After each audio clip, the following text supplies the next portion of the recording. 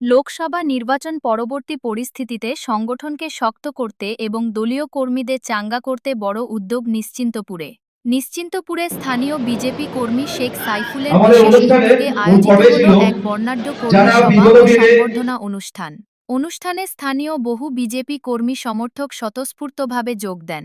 প্রতিকূলতার মাঝেও যারা দলের পতাকা ধরে অবিচল লড়াই চালিয়েছেন তাদের এই মঞ্চ থেকে বিশেষ সম্মান জানানো হয়।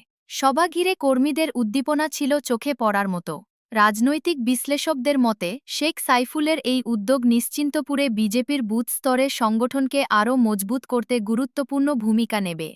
যে অনুষ্ঠানটা হচ্ছে আমাদের ভারতীয় জনতা পার্টির যে সমস্ত কর্মী যারা 2021 বলুন 2024 বলুন তার আগে যারা আমাদের এই সৈনিক যারা লড়াই করে এসছে, যেহেতু এই ভারতীয় জনতা পার্টির জন্য মিটিং মিছিল ইত্যাদি সমস্ত জিনিসে লড়াই করেছে।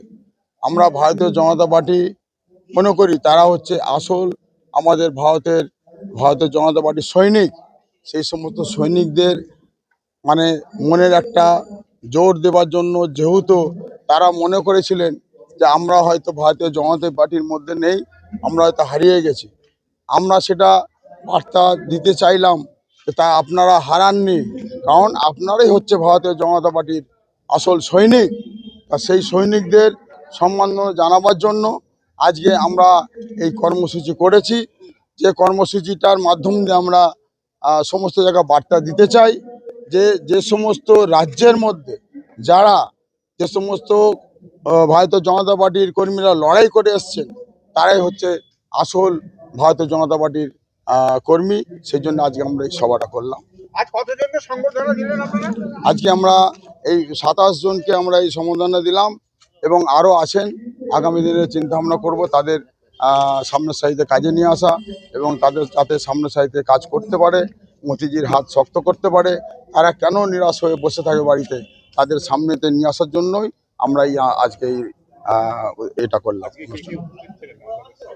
আমাদের উপস্থিত ছিলেন, আপনারা নিশ্চয়ই দেখেছেন কারা কারা উপস্থিত ছিলেন। রাজ্য এবং কেন্দ্র থেকে যারা নেতৃত্ব এসছেন তারা সব উপস্থিত ছিলেন। আপনারা সবই দেখেছেন, শুনেছেন। এখন আমাদের সভা চলছে, কিছুক্ষণের মধ্যে আমাদের সভা শেষ হবে। তা আমরা এটা বলতে চাই, ভারতীয় জনতা পার্টি এক। ভারতীয় জনতা পার্টি এখানে কোনো কারোর সঙ্গে কোনো বিচ্ছেদ নেই, কারোর সঙ্গে কোনো লড়াই নেই। আমরা সবাই ঐক্যভাবে, আমরা সবাই একসঙ্গে ভারতীয় জনতা পার্টির আরও হাত শক্তি করব, মোদিজির হাত শক্তি করব এবং শক্ত করব।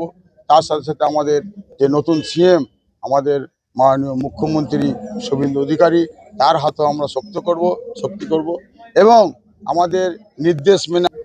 আমার নাম শেখ সাইফুল, আমি ভারতীয় জনতা পার্টির একনিষ্ঠ কর্মী এবং সৈনিক। আমার উপরে প্রচণ্ড এরা অত্যাচার করেছিল তৃণমূল কংগ্রেস। যেহেতু আমাকে যখনই ইলেকশন হতো আমাকে বাড়ি ছেড়ে 2021 সালে প্রায় 52 দিন বাড়ি ছাড়া ছিলাম, আর 2024-এ 28 দিন। যেহেতু 2021 সালে ডাক্তার তরুণাদক এই বজবজ বিধানসভা থেকে দাঁড়িয়েছিলেন, সেই সময় আমি প্রচার করেছি। আর এখানে যে তৃণমূল কংগ্রেসের যে আমার ওয়ার্ডে 6 নম্বর ওয়ার্ডে যে ভাইস চেয়ারম্যান ছিলেন মোহাম্মদ মনসুর, সে আমার উপরে ভীষণভাবে আক্রমণ করেছে। তার ফলে বাড়িতেও আক্রমণ করেছে, বোম পিস্তল সমস্ত নিয়ে। পারেননি, আমি 52 দিন বাড়ি ছাড়া ছিলাম। আমাদের ববিদা, সেই ববিদার হয়ে আমি ইলেকশনে প্রচার করেছিলাম। সেই 2024-এও আমাকে 28 দিন বাড়ি ছাড়া করে দিয়েছিলেন, আমার উপর অত্যাচার করেছে। এমনকি এই 2026 এসছে, এই নির্বাচন জায়গাটা হচ্ছে পূর্ব নিশ্চিন্তপুর। আর এই ভিলাটার নাম আপনারা জানেন সুমন ভিলা। এই সুমন ভিলাসে আমরা এই সভাটা করলাম।